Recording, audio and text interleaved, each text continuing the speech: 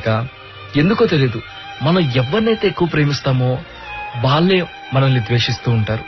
మనం ఎవరినైతే ఎక్కువ ఇష్టపడుతూ ఉంటామో వాళ్ళే మనల్ని పట్టించుకోకుండా వెళ్ళిపోతూ ఉంటారు. ఎంతో బాధ కలుగుతూ ఉంటది కదా. ఐ డోంట్ నో, రియల్లీ చాలా మందికి సిచ్యువేషన్ కనెక్ట్ అయ్యే ఉంటది. ఎవరినైతే మనం ఇష్టపడతామో వాళ్ళతోనే ఎక్కువ ప్రాబ్లమ్స్ వస్తూ ఉంటాయి.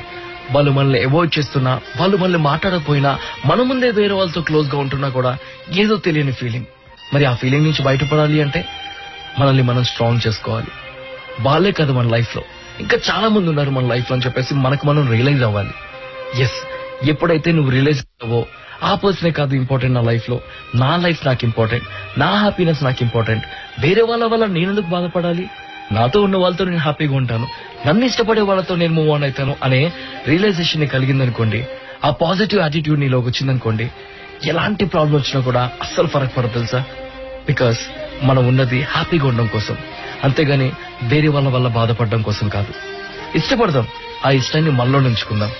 మనం ఎంత ఇష్టం బయటికి చూపిస్తామో వాళ్ళు అంత ద్వేషాన్ని బయటికి చూపిస్తున్నప్పుడు మనం లోపల పెట్టుకుందాం. అప్పుడు వాళ్ళు ఆ ఇష్టాన్ని మిస్ అవుతారు కాబట్టి వాళ్ళే వన్ డే మన దగ్గరికి వస్తారు. అప్పుడు మనలో దాచుకున్న ఆ ఇష్టాన్ని మొత్తాన్ని కూడా బయటపడదాం. దెన్ దే రియలైజ్ ఎగ్జాక్ట్ గా ఇప్పటిదాకా వాళ్ళు ఏం మిస్ అయ్యారు లైఫ్ లో అని చెప్పేసి. House it? ఆలోచించండి. అర్థమైతే ఫాలో అవ్వండి, లేకపోతే ఆలోచించండి. Because end of the day it's your life, you have to decide it. Thank you once again for